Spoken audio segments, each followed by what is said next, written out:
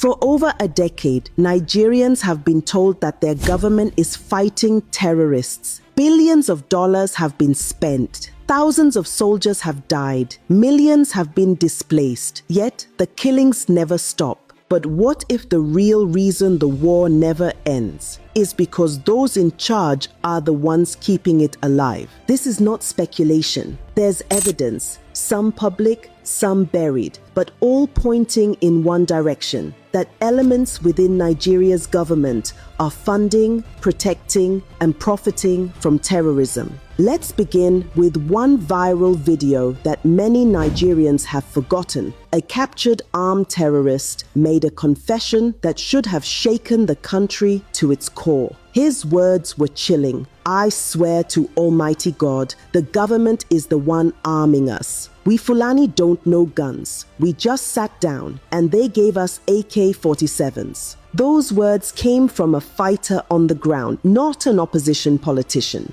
That single clip, dismissed by officials as propaganda, aligns with reports from both military insiders and international observers. Former Defense Director Major General John Enenche, retired, and security analysts have publicly said that the Nigerian government knows the sponsors of terror but refuses to prosecute them. A 2021 Punch report quoted retired Navy Commodore Kunle Olawunmi saying, "They know the names of the sponsors." The Department of State Services, DSS, has the list, but the government lacks the courage to act. This confession wasn't new. For years, Nigerian security officials and insiders have quietly said the same thing, that the state is protecting those who fund the violence. In 2022, the United Arab Emirates released a list of 6 Nigerians it found guilty of funding Boko Haram. The list came after a lengthy investigation involving the United States Treasury and international banking systems. These men were convicted in a UAE court, their accounts frozen, and their networks exposed. But back home, nothing happened. The Nigerian government didn't arrest them. It didn't even open a local investigation. The US Treasury Department publicly released the same names under its sanctions list, warning that these individuals were operating with the knowledge of high-level political cover. Still, nothing. That silence was not an oversight. It was a decision. Terrorism is expensive. Guns, vehicles, logistics, ransom payments, they all cost money. And that money doesn't move through the desert, it moves through banks. According to Premium Times and Reuters, Nigerian banks have handled suspicious transactions linked to ransom payments, gold smuggling, and arms importation. The United States even shared intelligence with Nigeria's financial agencies, identifying accounts suspected of terrorism financing, but no prosecutions followed. The Economic and Financial Crimes Commission,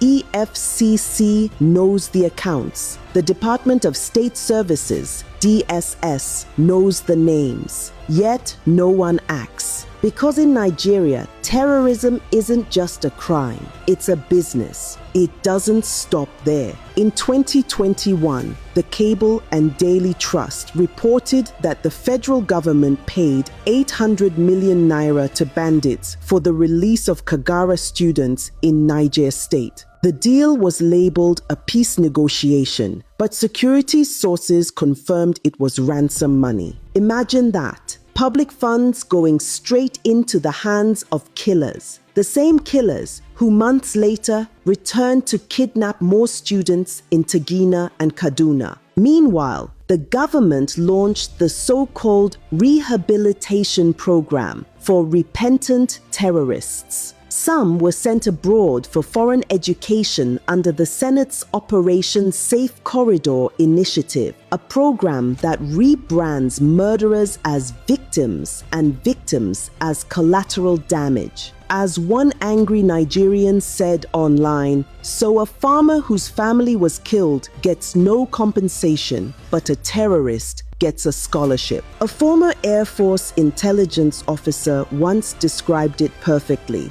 This government is fighting terrorism with one hand and feeding it with the other. The deeper you look, the clearer it becomes that this is not negligence, it's partnership. In 2021, Nigeria's Minister of Communication, Isa Ali Pantami, faced global outrage after reports surfaced of his past sympathies for jihadist groups. Old sermons where he praised Al-Qaeda and the Taliban resurfaced, and citizens demanded his resignation. He admitted making mistakes, but remained in office, shielded by the presidency.